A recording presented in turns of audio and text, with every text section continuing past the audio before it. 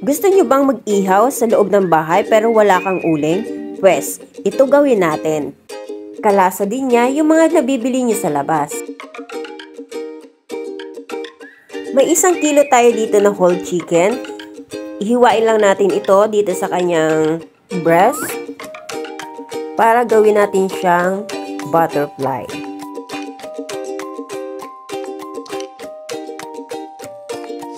Hihiwaan natin yung mga legs o yung mga hita, ganun din sa part ng breast para manuot hanggang buto pag ito ating ibinabad. Sa isang bowl, maglagay lang ng parehong sukat ng toyo, water, at saka yung ating sugar. At yung ating cola, then mag-add tayo ng paminta at bawang kasama yung kanyang mga balat. Then, haluin lang natin to para matunaw yung ating nilagay na asukal. Then, saka tayo maglalagay ng ating kalamansi kasama yung kanyang balat. At syempre, dito natin ilalagay yung ating manok para ibabad ito ng 1 oras. Pagkalipas nga ng 1 oras, isa-separate natin yung manok sa kanyang pinagbabaran. Sa isang kawali, ibubuhos lang natin yung ating pinagbabara ng manok. At syempre, tatanggalin natin dito yung kalamansi na nilagay natin kanina. Saka natin ito pipigain.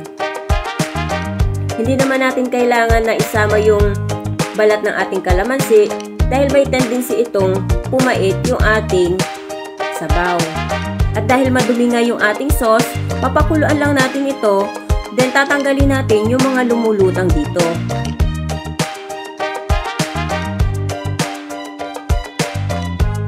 At ayan, okay na yung ating sauce. Pwede na natin ilagay dito yung ating manok.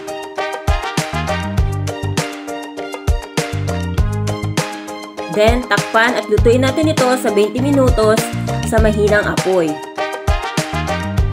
Pagkalipas ng 10 minuto, atin itong babaliktarin para maging even yung pagkaluto ng ating manok.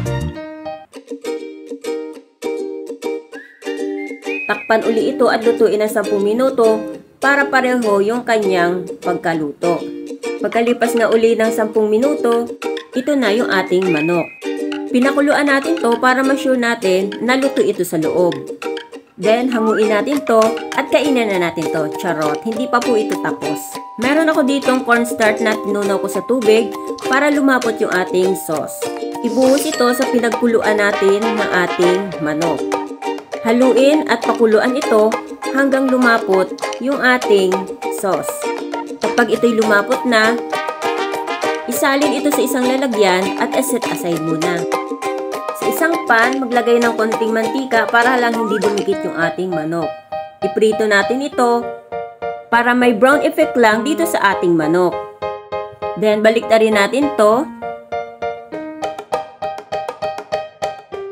At yung tinabi nating sauce kanina ay ibabrush natin sa ating manok. Naku mare, hindi ka magsisisi pag tinry mo to. Sobrang bango niya at talagang walang usok ang nakikita. Kaya pwedeng-pwede ka magluto nito kahit nasa loob ka ng bahay. Less usok pero sobrang sarap. Kaya ano pang iniintay nyo mga kamaglalaway? Subukan nyo na! Siguraduhin natin mahina lang yung ating apoy para hindi masunog yung ating manok. Balik-baliktarin mo lang ito para malagyan ng ating sauce. Alam mo ba Mare na hindi ka mabibitin dito dahil ito'y isang buong manok. Pwede mo itong gawin pag may mga bisita kang dadating. Ayan na nga, naghihiwalay na siya. Sobrang kakabaliktad natin.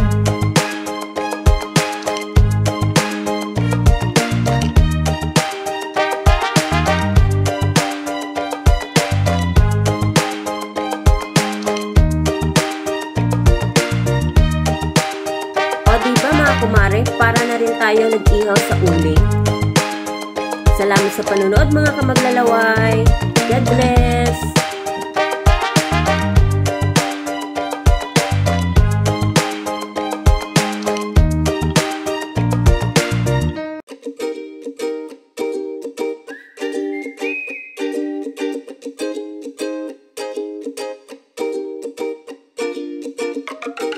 Tikiman time!